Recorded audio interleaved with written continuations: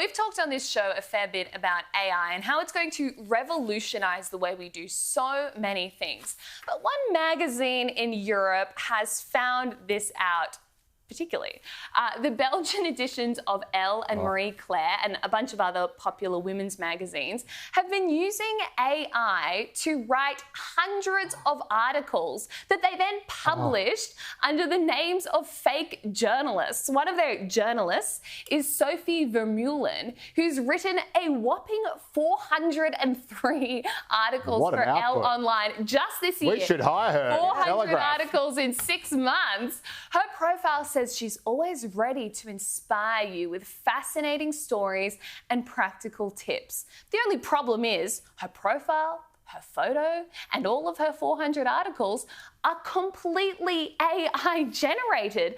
And none of this was disclosed, Holly. That's the dangerous part. I think if people are open and honest and say, you know, my husband and I went and looked at a house on the weekend and it said in the ad that it was AI generated photos. Yeah, it was pretty significant in the way the photos had been altered. It didn't look anything, real life versus the AI was very, very different.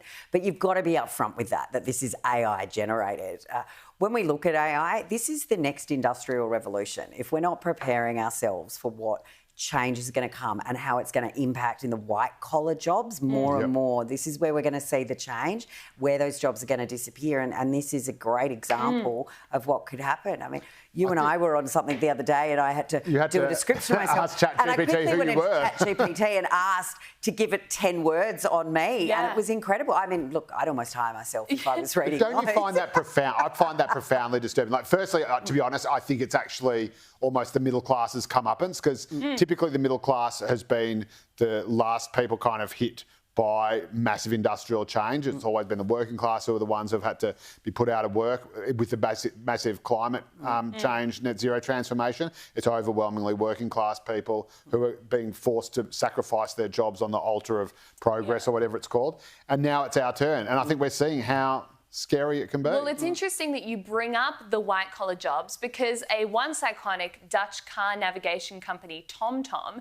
is laying off 10% of their workforce, which is 300 jobs, so they can embrace AI. It does raise the question, is this the beginning of mass unemployment in white-collar jobs? The co-founder of Magellan, which is a big global investment firm started here in Australia, has given a grim warning about AI. He thinks we could see the stock market collapse by up to 70% in the next decade as AI disrupts all sorts of businesses and leads to mass unemployment. The mass unemployment will lead to mass poverty, less demand in the economy, and an overall shrinking. And I don't think, Joe, we've really come to terms with what this might mean. No, that's exactly right. And I think there will be, I think it will have an absolutely devastating effect. We've already seen a phenomenon with, and I know that many people who have been the beneficiaries of it, of basically people with arts degrees creating their own jobs, creating their own industries for them, and that you can see it right across the sort of,